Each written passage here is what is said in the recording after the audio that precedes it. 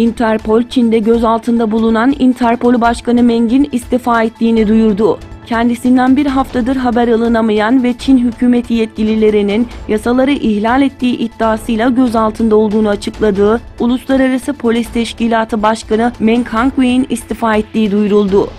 Çin Komünist Partisi Merkezi Disiplin ve Denetleme Komisyonu'ndan yapılan açıklamada, Çin Kamu Güvenliği Bakan Yardımcısı ve Interpol Başkanı Meng'in yasaları ihlal ettiği şüphesiyle soruşturmaya alındığı bildirildi.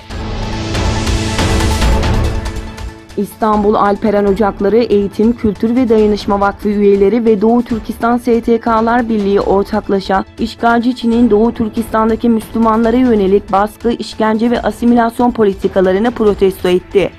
Öğle namazından sonra Eyüp Sultan Meydanı'nda toplanan Doğu Türkistan gönüllüleri, işgalci Çin'in Doğu Türkistan'daki Müslümanlara yönelik baskılarını kınadı.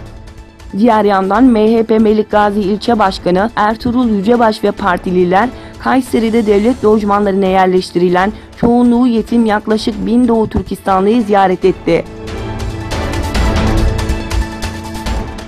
Çin'de gün geçmiyor ki güvensizlik artmasın.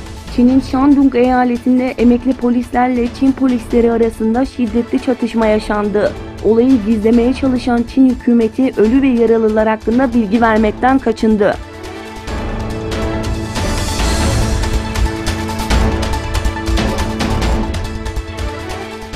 6 Ekim'de Çin'de gerçekleştirilen ülkenin en büyük rap şarkı yarışmasına katılan iki Uygur Türk'ü son 4'e girerek finale kalırken 1. ve 2. dereceyi kazanarak şampiyonluğu elde etti.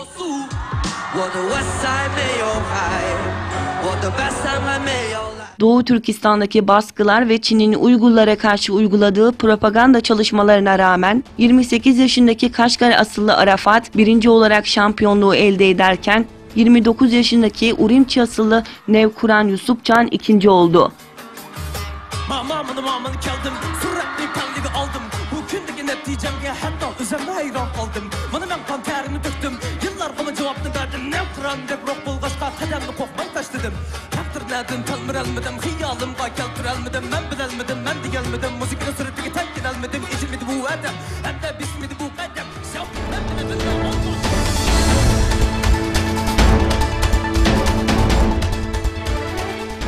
Hollanda'nın Utrecht şehrinde faaliyet yürüten Avrupa Doğu Türkistan Maarif Cemiyeti, çocukların eğitimi ve örf adetlerini korumak adına yeni anaokulunun açıldığını duyururken, Hollanda'nın Haarlem şehrinde faaliyet yürüten Doğu Türkistan Kültür ve Medeniyet Merkezi, 5, 6 ve 7 Ekim tarihlerinde Doğu Türkistan'daki zulmü anlatmak için kermes düzenlediği bildirildi.